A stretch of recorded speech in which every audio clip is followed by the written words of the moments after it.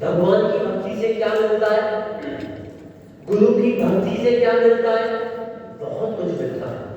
निमित्त होते हैं दो प्रकार के, कितने प्रकार के, एक उदासीन निमित्त और एक प्रेरित निमित्त। कितने प्रकार के निमित्त, दो प्रकार के निमित्त होते हैं। तो जो हमारी साधु की संगति है, भगवान की प्रतिमा है, गुरु का उपदेश है, निर्वाणी का स्वाध्याय है, वो हमारा कायदा काम करता है, उदासीन निमित्त का काम करता है। और गुरु हमारे प्रेरक निमित्त का काम करते हैं। और जो व्यक्ति गुरु के सहारे से, इशारे से और प्रभु के सहारे से चलता है, वो नियम से उसको संसार से किनारा मिल जाता है। इसलिए गुरु के इशारे से चलना और प्रभु के सहारे से चलना, तो आपका संसार से किनारा हो जाएगा, आपका संसार कम हो जाएगा। इसलिए छोटा सा एग्जाम्पल देखिएगा, और lecture is better one example. किसी कवि ने बहुत अच्छी बात कही है, बहुत बड़ी बड़ी बात करने की अपेक्षा एक छोटा सा उदाहरण देना मुझे उचित होता है। तो हमारे भाई साहब बैठे ना, बड़े दुबले पड़ते हैं, क्या नाम है, मनीष।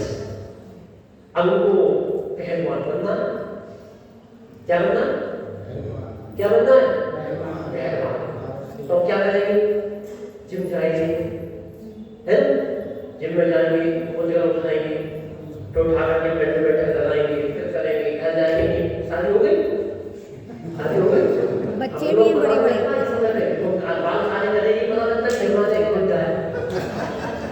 तो अब तुम्हारी पत्नी अच्छी रबड़ी बनाई, बाबा सुबह शाम 3 टाइम से सब किस करी, आप 2-2.5 महीने ना आप कट समझ गए, क्या समझ गए, तो आप भूल करके पहलवान बने। अब आप मुझे ये बताओ मनीष भैया, क्या क्या मुद्गल आपके अंदर घुसा, क्या मुद्गल आपके अंदर घुसा, मुद्गल मुद्गल में था, आप मुद्गल में घुसे, मुद्गल मुद्गल में है, और मनीष की आत्मा में। क्या मुद्गल सा बिना सारा निकल के पहलवान बन सकते थे, नहीं बन सकते थे ना। मुद्गल इनके जो उदासीन निमित्त बना, और उसको उठाने से इनकी जो अंतरंग की शक्ति थी उसको उठाने करने का प्रयास किया, और मुद्गल का सहारा निकल के पहलवान बन के। बस यही जैन सिद्धांत कहता है, जैन गुरु कहते हैं, जैन आगम कहता है, भगवान की आत्मा में है, हमारी आत्मा हमारी आत्मा में है। जैसे मुद्गल का सहारा निकल के व्यक्ति पहलवान बन जाता है, उसी प्रकार भगवान की आत्मा का सहारा निकल के एक आत्मा परमात्मा बनता है। दर्शन करने का हो तो बताओ, बोलो। अगर आप दर्शन करने ना आओ, गुरु के पास ना आओ, प्रभु के पास ना आओ, तो कैसे पहलवान बनोगे, कैसे कैसे करोगे। इसलिए अपनी शक्ति को उजागर करो, आगे बढ़ने का प्रयास करो, आगे बोलने का प्रयास करो, समझने का प्रयास करो। और ध्यान रखना, जो भगवान से जुड़ा है, गुरु से जुड़ा है, प्रभु से जुड़ा है, स्वाध्याय करता है और कराता है, वही भगवान का भक्त कहलाता है। बाकी तो कुछ कहने की जरूरत नहीं। जिसके पास वक्त कम वो कम वक्त, जिसके पास भक्ति करने की समय कम वो कम भक्त, और जिसके पास अपने सारे कार्य करने की समय में भक्त। अब तुम कौन, कम वक्त, कम भक्त या भक्त, आपको भक्त हो ना, तो भक्त बनो, अपने सारे काम व्यवस्थित करो, अपने जीवन को अच्छा करो। और जो हमें पाठशाला में ज्ञान मिलता है, तो सबको मिलता है, आतंकवादी भी ज्ञान करता है, और बंदा के बहुत उड़ता है।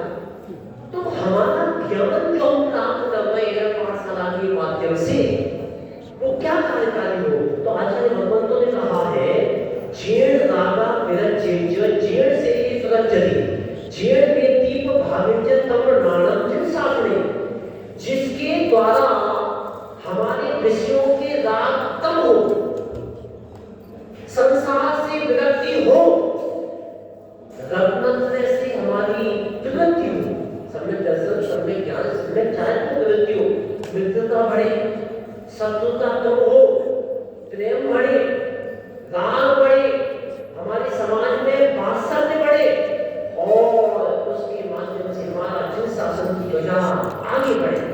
जिन शासन ने ही उसको ज्ञान कहा है, तो वो खाली जिन शासन में जो ज्ञान बढ़ता है वो किसके माध्यम से बढ़ता है? केवल पाठशाला के माध्यम से, गुरु के माध्यम से, और आप शिक्षकों के माध्यम से जो ज्ञान दिया जाता है वही तो ज्ञान बनते हैं। और आपने पढ़ाया, ज्ञान दिया, आपने आगे बढ़ने का प्रयास किया, और आपके इतने अथक प्रयास से हम सबको नहीं सुना सकते। अगर 500 बच्चों में से 700 बच्चों में से अगर एक भी महाराज बन गया, तुम्हारी जिंदगी भर की तपस्या सार्थक हो गई।